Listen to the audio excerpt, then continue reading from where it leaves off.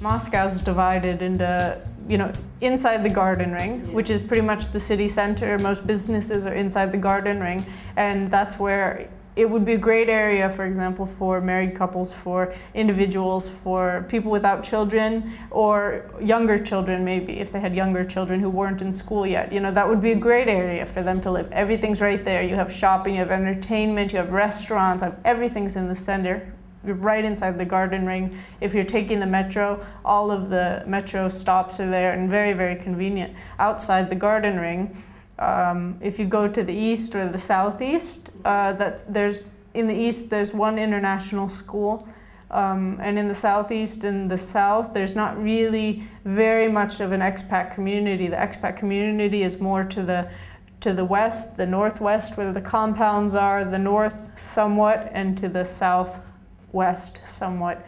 And that's because of the international schools, and they locate themselves around those campuses. And so, for example, you can find a lot of very nice apartments, but they just might not be in the expat areas. And most expat areas do want to localize themselves in those places where they know the other expats are living. The process basically begins when we find out the assignee's general needs and wants, their family, who's coming, when they're coming, and also especially if they have children who will be in school, because nobody wants their children to actually have to commute to school.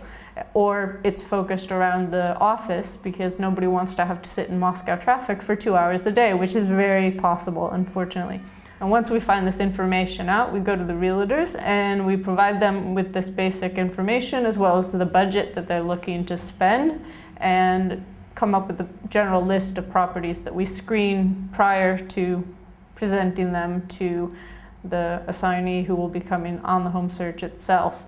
And usually at most home searches you have the assignee themselves, you have the relo consultant who's helping out the assignee and working on behalf of the assignee, possibly 2, maybe even 3 brokers who are standing there to show the property, as well as the landlords, because the landlord doesn't give keys to show the properties to any of the agents.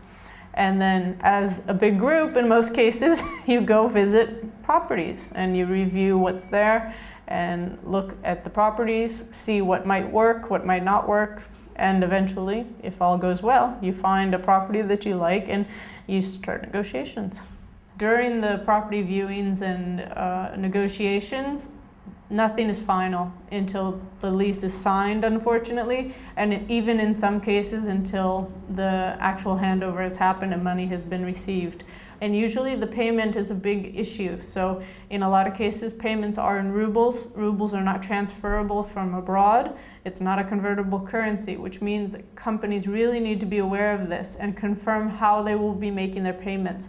I think during the screening process, we also make sure that we talk to the realtors who have contact with the landlords themselves, and they find out that the landlord understands that this property must be a registered lease, that the assignee has to have a lease that they can give to the immigration department so they will be legally registered at the property, which is part of the full immigration process. I think that now, because of this, landlords realize that in order to get the better tenants and in order to get the international companies to trust them, it is in their best interest, and they are more willing to register the leases. Some small points in Moscow. Moscow is a very big city. The very vast majority of housing is in apartments. Even for families, almost all families live in apartments, so that has to be something that's very clearly stated so that all expectations are managed as well as possible from the beginning to the assignees. And that also, it's always advisable to use the internet to look at the properties, find out what you're interested in, talk again with your relo consultant and say, please contact this realtor because I'm interested in these things. And then the relo consultant can control the realtor, say, we have a budget of this much money inclusive, no more.